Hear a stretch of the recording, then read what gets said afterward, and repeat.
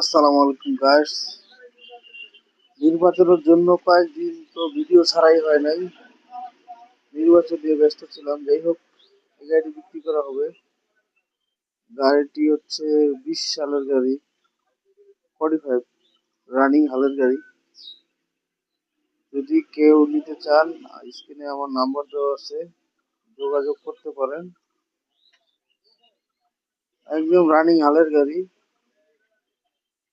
Bit আছে আপনার হাফের একটু বেশি আছে।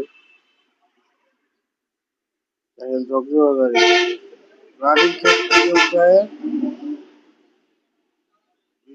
ভিডিওটা করা হয়েছে।